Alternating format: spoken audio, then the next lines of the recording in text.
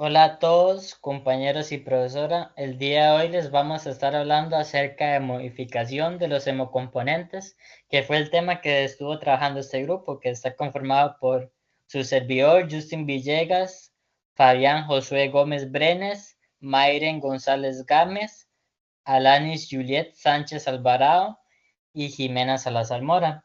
Bueno, para iniciar, vamos a ver por qué es importante las modificaciones de los hemocomponentes o por qué se realiza.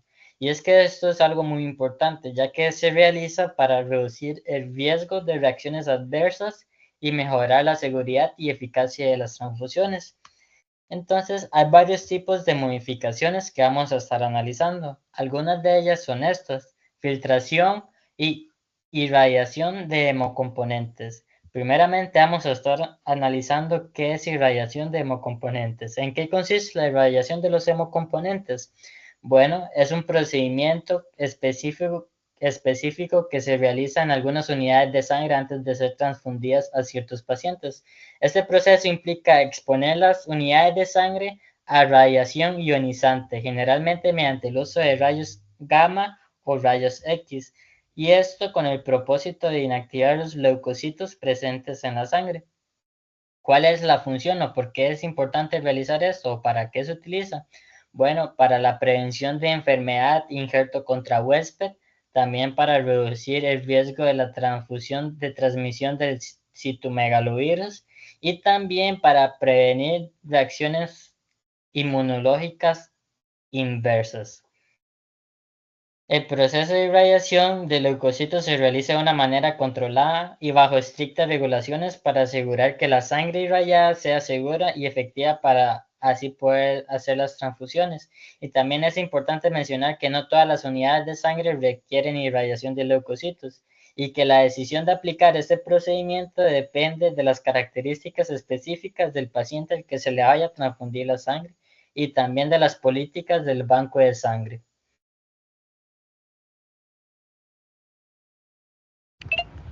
La filtración. ¿En qué consiste? Este es un proceso que consiste en eliminar glóbulos blancos antes de ser transfundidos a los pacientes. La filtración de leucocitos en el contexto de un banco de sangre se refiere a un proceso específico diseñado para eliminar los leucocitos de las unidades de sangre antes de ser transfundidas a los pacientes. Esto se hace por varias razones.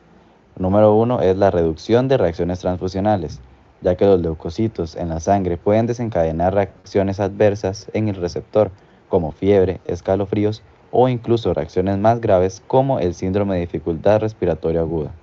Número 2. La prevención de la transmisión de infecciones, ya que aunque las unidades de sangre son rigurosamente examinadas para detectar enfermedades infecciosas, la eliminación de leucocitos adicionales reduce aún más el riesgo de transmisión de infecciones a través de la transfusión.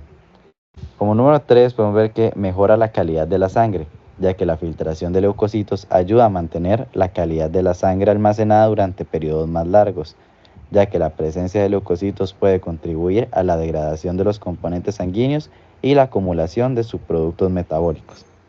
El proceso de la filtración de leucocitos en un banco de sangre generalmente se realiza utilizando métodos de filtración especializados, ya que estos eliminan selectivamente los leucocitos sin afectar significativamente a los otros componentes de la sangre, como los glóbulos rojos y las plaquetas.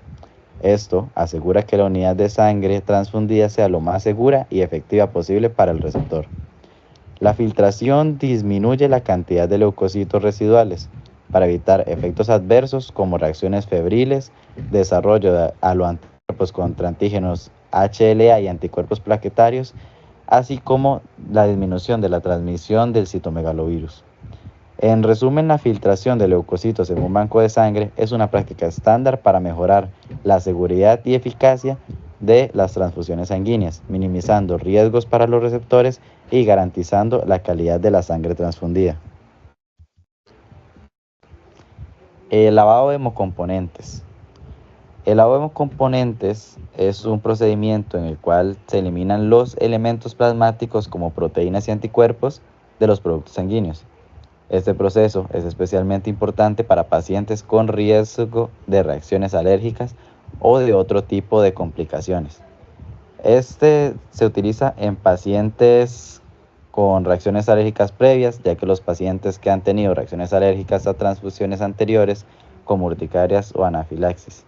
También para pacientes con deficiencia de IgA, ya que las personas con deficiencia de IgA pueden desarrollar anticuerpos contra esta inmunoglobulina y tener reacciones severas. Se utiliza también en neonatos y pacientes pediátricos. Estos pacientes pueden beneficiarse del lavado para reducir el riesgo de reacciones adversas.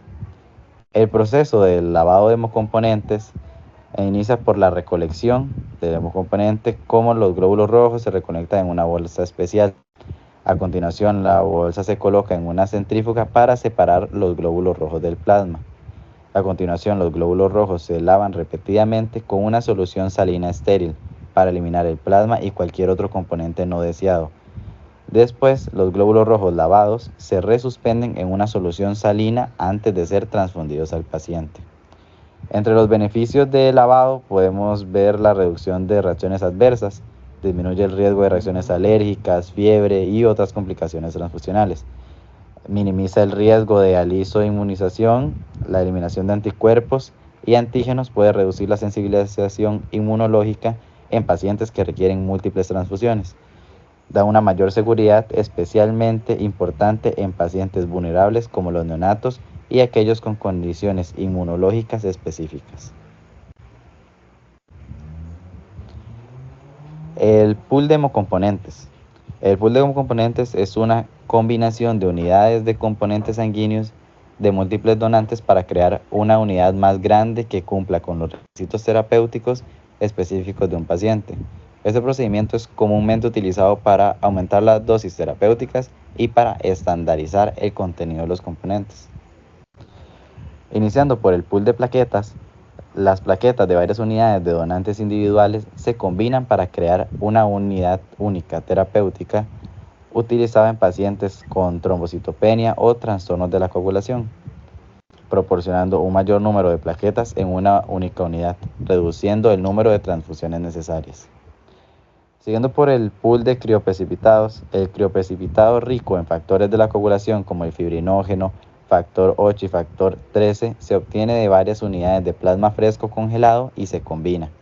Este es utilizado en pacientes con hemofilia, enfermedad de von Willebrand y para la reposición de fibrinógeno. Entre sus ventajas está que aumenta la concentración de factores de la coagulación en una unidad única. Eso facilita el manejo de trastornos de la coagulación. En el pool de plasma, el plasma de varias unidades de donantes individuales se combina para crear una única unidad de plasma, utilizado en situaciones de deficiencia de múltiples factores de la coagulación, plasmaféresis terapéutica y en tratamientos masivos de transfusiones. Su ventaja es que proporciona un mayor volumen de plasma con una composición más equilibrada de factores de la coagulación. Su proceso empieza en la selección de los donantes. Las unidades individuales de hemocomponentes se seleccionan y se prueban para asegurar la compatibilidad y seguridad. Siguiente, las unidades seleccionadas se combinan en un contenedor estéril. Este proceso se realiza en condiciones controladas para evitar contaminación y garantizar la seguridad del producto final. El pool combinado se prueba nuevamente para asegurar que cumpla con los estándares de calidad y seguridad antes de ser almacenado y distribuido para su uso clínico. Entre los beneficios, los pools permiten la administración de una dosis terapéutica adecuada en una sola transfusión, mejorando la eficacia del tratamiento. También reduce las exposiciones. Al combinar componentes de varios donantes en una sola unidad, se reduce el número de exposiciones a diferentes donantes. Esto disminuye el riesgo de sensibilización inmunológica y de transmisión de infecciones. Proporciona una concentración uniforme de componentes sanguíneos y eso facilita el manejo clínico y la dosificación precisa. Muy bien, ahora el caso clínico que tenemos es de una paciente femenina de 59 años, hipertensa, que ingresó al servicio de cirugía plástica y unidad de quemados, con una historia de quemadura por fuego directo secundario a un cortocircuito en su casa. Esta paciente presentaba quemaduras de tercer grado en un total de 25% de su superficie corporal. Se realizaron algunos estudios complementarios donde no se evidenciaron quemaduras de la vía aérea. Se llevó en múltiples ocasiones a lavados quirúrgicos y desbridaciones. Presentó sepsis por Pseudomonas aeruginosa en tejidos. Sin embargo, no asoció bronconeumonías ni patologías pulmonares asociadas. Se documentó una hemoglobina en 8.3 miligramos por decilitro, razón por la cual se decidió transfundir concentrados eritrocitarios. Se realizaron exámenes pretransfusionales de rutina y aproximadamente 20 minutos posterior al inicio de la transfusión, la paciente inició con disnea, sudoración excesiva, hipotensión y taquicardia.